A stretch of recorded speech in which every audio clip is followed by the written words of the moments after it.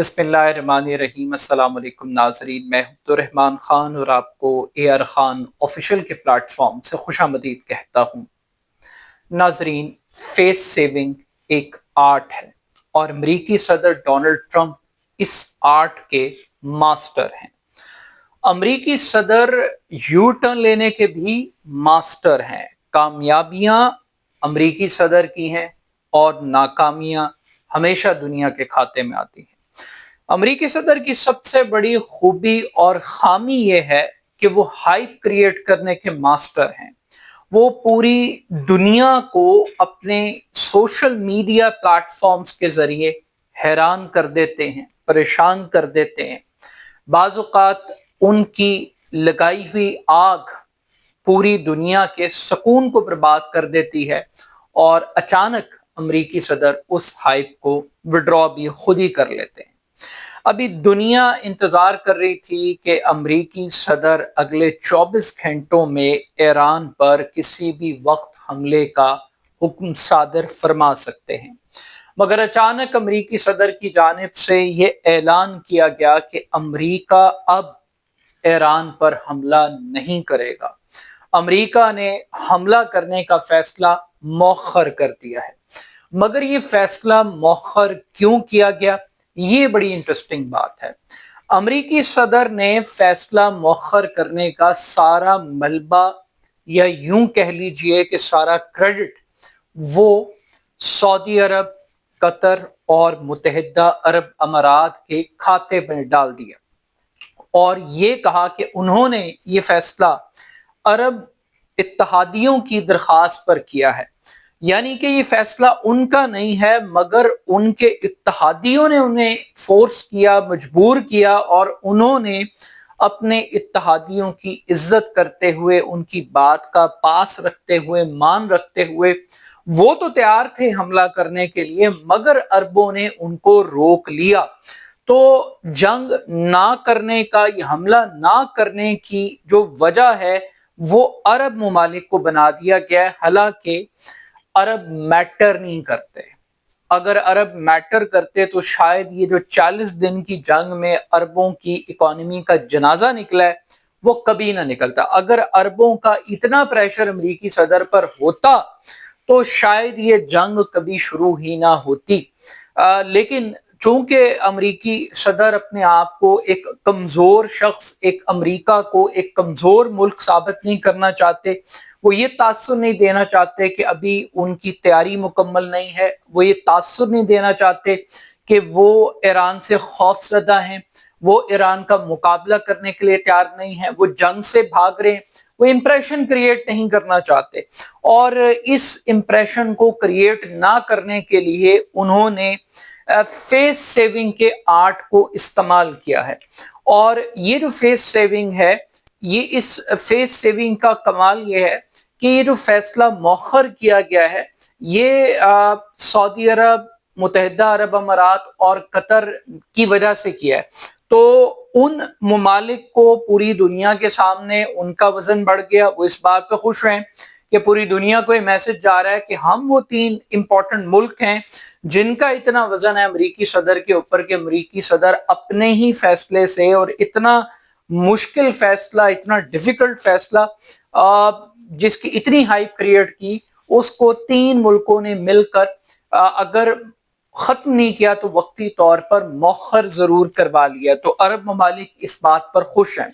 Trump ने actual में कहा क्या? ट्रंप ने कहा कि अरब इत्तहादियों ने उन्हें ये यकीन दहानी करवाई है कि उन्हें उम्मीद है कि एक काबिले अमल मुआहिदा ईरान के साथ हो सकता है और ईरान कभी भी जोहरी हथियार नहीं रखेगा। अब ये एक उन्होंने एक डिजाइन किया है, लेकिन उन्होंने ये कहा है कि ये कार्रवाई मौखर हुई। यानी इसका मतलब ये है कि कार्रवाई टली नहीं है। किसी भी लम्हे अगले 2 दिन में, 3 दिन के अंदर अमेरिका अटैक कर सकता है।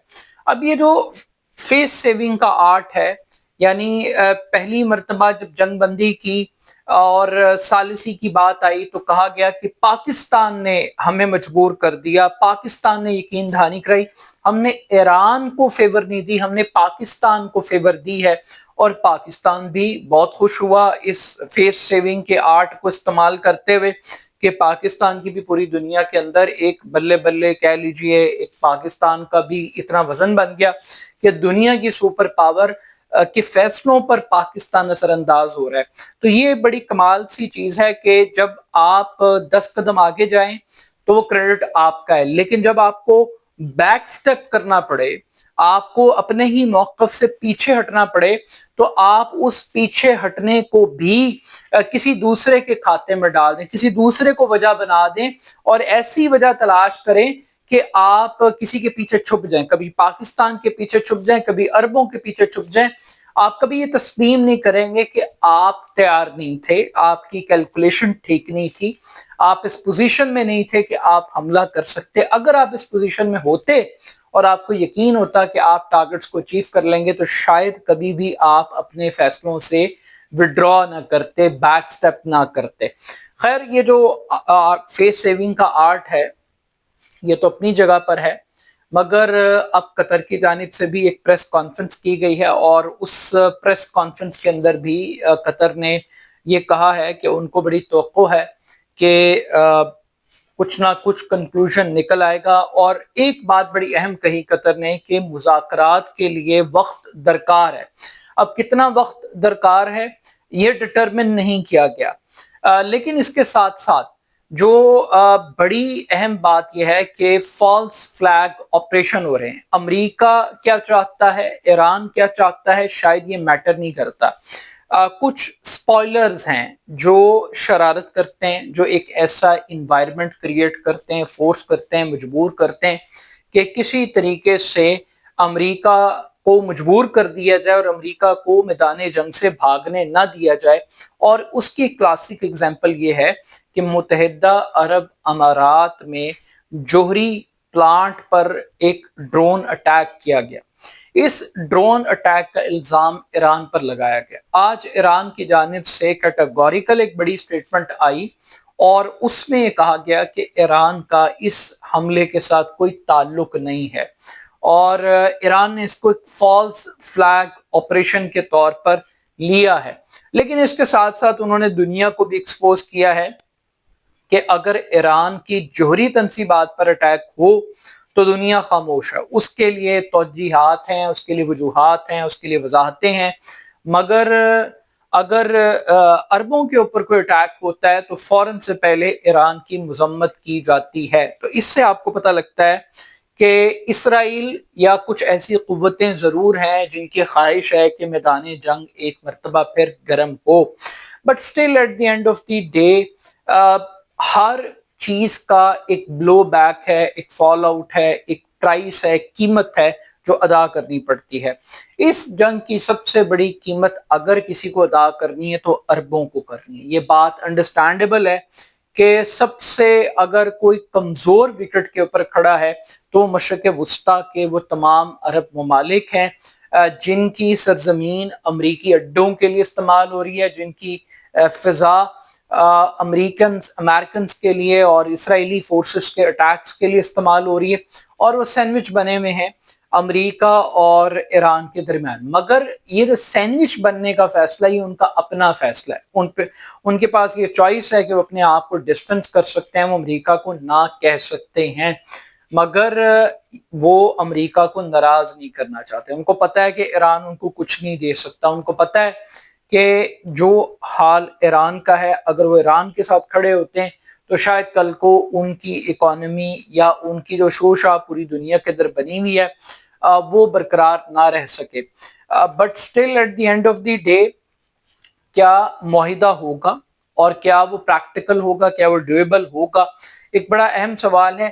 لیکن ایک چیز اور بڑی امپورٹنٹ ہے کہ جب پہلی مرتبہ امریکہ نے ایران کی جوہری تنصیبات پر اٹیک کیا تو اس وقت سی این این نے، بی بی سی نے، بین الاقوامی میڈیا نے چیخ کر یہ کہا کہ حملہ ناکام ہے۔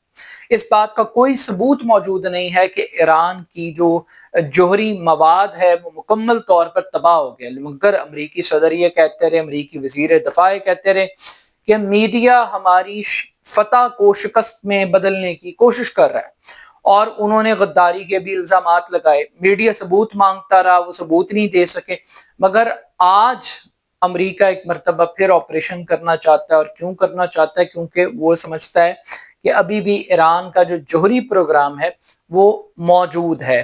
تو اس کا مطلب یہ ہے کہ جو پہلے ماضی میں حملے کیے گئے ہیں وہ ناکام حملے تھے، مگر اس چیز کو ایڈمٹ کرنا یا کرانا ایک بڑا مشکل کام ہے۔